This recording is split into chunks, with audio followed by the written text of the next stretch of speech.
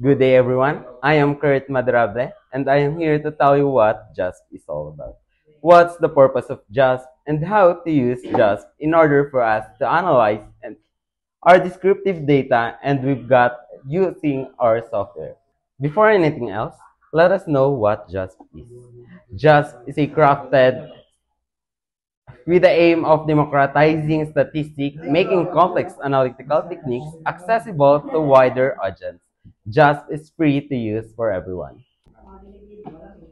Whether you're delving into exploratory data analysis, hypothesis testing, Bayesian inference, or conducting meta-analysis, JASP offers a comprehensive suite of tools to suit your needs, from basic descriptive statistics to advanced modeling techniques. JASP empowers using to derive meaningful insights from your data with confidence. And in order for you to use JASP, you should download the JASP software, and it is a very straightforward process. It ensures users can swiftly access its capabilities without unnecessary hurdles. Simply visit the official JASP website at jasp.stats.org, where you'll be able finding a dedicated section for downloads. JASP is a compatible with Windows, Mac OS, and Linux operating system. Catering to a diverse user base with just a few clicks, you can acquire the latest version of JASP and embark on your statistical journey with a reliable companion by your side. And in order for me to journey with you in how to download this said application, let me share you my screen. Go to my Google Chrome and search for JASP. Download and it will redirect you to the interface. In this interface, you can see here that in downloading JASP, again, you can download the said app in Windows, Mac OS, or Linux operating system. You can use any of the three whenever suits you best. For me, the one using it, I'll be using the Windows operating system. Since it is the one that I am using, once you click here, the Windows 64-bit, it will redirect you to this one. This, this is the system of JASP. You're going to click that and run it to your computer in order for you to download the application, which is this. Upon clicking the application, it will redirect you to this interface. This one. This is the JASP interface. And once you have this JASP interface, you are going to use the data or you're going to make use of data from Excel.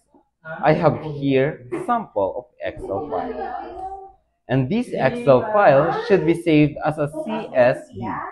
In saving a CSV, you're going to click File, Save As, and go to the place where you're going to download the said file. Put your file name, and then again, it should be the CVS, comma. The limited file, or it must be a CVS, comma, delimited type of a file so that we could use it in a JASP software. Save it and you're going to have now your CSV file that can be used in the said JASP interface. Here, we have here the JASP. We already have our CSV type of file. So in order for us to use these, you're going to open and go to computer and browse to get its descriptive data. Click here. For t-test, is there ANOVA mixed models, regression, frequencies, and even factors analysis, but for the sake of the video, we're going to use descriptive, and since we have here our variables, this should be clicked and transferred from the left side to the right side of that equation. If you want your data to be in a row version, just click transpose descriptive table, and you can see now that it is an row version. While for us to easily see all the data, we're just going to use the column type by not clicking transpose descriptive table. In clicking statistics, we have here a wide range of statistical usage from a central tendency, dispersion, interference, quantiles, and distributions. And for the sake of information, we're going to click mean, median, and mode. the standard deviation, the mean absolute deviation, and the interquartile range, the range, and the coefficient of variation, the mean absolute deviation, robust, and the variance. We're sure we're also going to get the skewness, kurtosis, Shapiro will, and the sum of all of that. And also, even its quartiles in these basic plots, we have here different basic plots. For the sake of this presentation, we're going to click for the QQ plots. Next is for the customization plots. For the customization plots, we have here our scatter plot and scatter plots. We're going to click both. And lastly, we have here our tablets. For the tablets, you can see here we have frequency table and the stem and leaf tables. But for the frequency tables, since we're not going to click that one, but we're going to click for the stem and leaf tables. Upon clicking everything, the data that you are going to get from the sample data that you have, which is this one, it will redirect you to its answer. This is one. We have clicked our descriptive statistics, our box plots, which both are box plots, which is our QQ plot, and also our STEAM and LET. Let my co-teacher explain furthermore. Hi, I am John Mr. Turostique to explain furthermore. We have here our scatter plot blocks. Now, let us derive or let us explain the data for each data that we have gathered. As you can see here, there is a wide variety of data from this table. We have here our valid data, our missing data, the mode, the median, and the mean, the standard deviation, the coefficient of variation, the mean absolute deviation, the mean absolute deviation robust, the interquartile range, the variance, the skewness, the standard error of skewness, the standard error of skewness, the Shapiro-Wilk, the p-value of the Shapiro-Wilk, the range, the minimum value and the maximum value, the 20th, 50th, and the 75th percentile, and also the sum of all data. This data has shown us again the salaries per week on a sample of 15 data points. This data presents weekly salaries based on a sample of 15 data points. It shows that the average or mean salary is 1,895.75. This is calculated by summing all the salaries and dividing by 15. The median salary is 1,987.50, which means half of the salaries fall below this value and half are above. This value may better represent the data center if there are outliers affecting the mean. The mode is 2,280, meaning the salary occurred most frequently in the data. This may suggest that it is a standard or popular wage among this sample. The standard deviation is 482.98, which measures how spread out the salaries are from the mean. Most salaries fall within positive negative 483 of the average. The interquartile range or IQR is 870, calculated as quartile 3, 2,295 minus quartile 1, 1,425.